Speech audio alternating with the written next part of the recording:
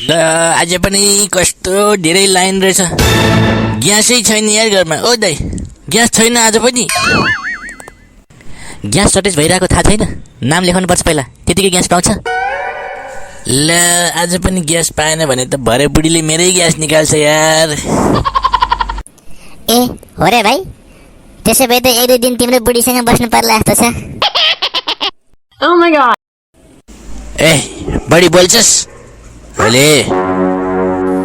ए होइन, लास्टै ग्यास ठिक भएको छ, यसो तिम्रो बुढीसँग बस्यो भने ग्यास निकालिदिन्छ कि भनेर हो। होइन, के को लाइन हो यो? समोसा बाँडिरह हो कि क्या हो? समोसा होइन बाजे, तमासा हो तमासा। ग्यास छैन, तमासा त भइरहेछ। ए त्यही त बाबु, अब नेपाल त्यही हो, कहिले ग्यास नहुने कहिले ग्यास नहुने। अरे म त बिहान 5 बजेदेखि लाइन बस्न आएको, यो ग्यास कहिले आउने हो? ओहो, तपाईँ त भाग्यमानी हो नि। अघि एउटा दाइ त हिजो बेलुकादेखि आएर बस्यो भन्दै थिए।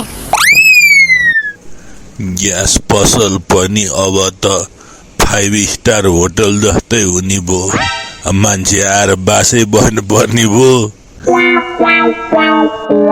ल है सबै यता सुन्नुहोस्, ग्यास चाहिने 20 सिलिन्डर भन्दा छैन। अनि चाहिने अब 20 सिलिन्डर जजलाई पर्छ। अब आज ग्यास छैन, पछि आउनु होला। चाहिने 20 वटा सिलिन्डर भन्दा बढी ग्यास छैन। त हाम्रो पछाडि 100 जना भन्दा बढी लाइन छ, त 20 वटा सिलिन्डरले के गर्ने? अब चाहिने जो 100 जना लाइन भए पनि 500 जना लाइन भए पनि के गर्ने? चाहिने जो मेरो घरमा पनि ग्यास छैन। चाहिने जो ग्यास नभएर चाहिने जो बुढीले चाहिने जो ग्यासको सिलिन्डरलाई कुर्सी बनाएर बसेर काम गर्न थालेकी छ। चाहिने जो भनेर नचाहिने कुरा गरेर गयो त चक्लेले। यस्तो बेला पनि हाँस्न पर्ने। अब एउटा वैकल्पिक उपाय गरेर यो ग्यासको भाँडोभित्र पेट्रोल हालेर भरेर पठाए नि हुने, त्यसरी चलाउन मिल्ने बनाउनु नि, होइन? हो बाजे हो, त्यस्तो भयो भने त न भात पकाउने झन्झट न ग्यास बाल्ने झन्झट, टन्टै साफ हुन्छ नि। किन नि दिदी?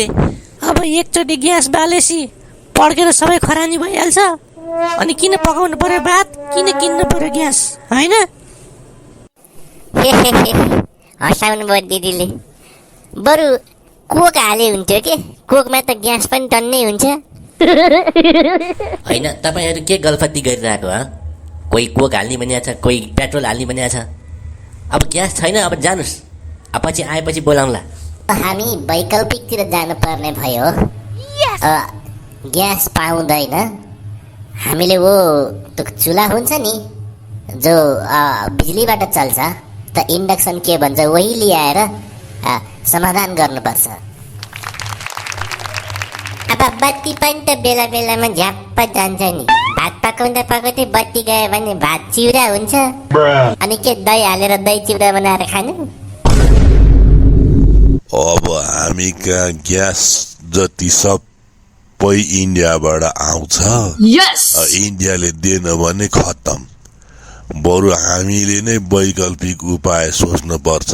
जस्तै ग्यास चुलोको सट्टा भुसे चुली, अब गुइठा बाल्ने हुन्छ नि, त्यसलाई प्राथमिकता दिएर आफै आत्मनिर्भर हुनुपर्छ। अनि त्यो दैलेख हो कि कत्रो ठुलो ग्यासको भण्डार भेटिया छ रे त, काम पनि भइरहेछ भन्छन्, खै कहिल्यै सकिने रहेनछ। त्यहाँबाट ग्यास निकालेर देशमै ग्यास उत्पादन भए त कति सजिलो हुन्थ्यो नि। Yes. हो नि, अब सरकारलाई त्यसको केही मतलबै छैन। त्यही त, अब सरकारलाई जनताको सिलिन्डरमा ग्यास भर्ने भन्दा पनि उनीहरूको गोजीमा कसरी ग्यास भर्ने कुरा मात्रै थाहा हुन्छ। अब नयाँ सरकार बन्न लाग्छ, अब केही त गर्ला नि बाबु। लौ बाजे, अब त्यही त हो नि, नेपाली जनतासँग विकल्प छैन। सरकारले गर्छ भन्यो, हेऱ्यो बस्यो, यस्तै छ जिन्दगानी। लौ अब तपाईँहरू जानुहोस्। अब यहाँ हल्ला गरेर बसेर केही हुँदैन। ग्यास आएपछि खबर गरौँला। चारवटा त पहिला मैले आफैले भर्नुपर्ने छ।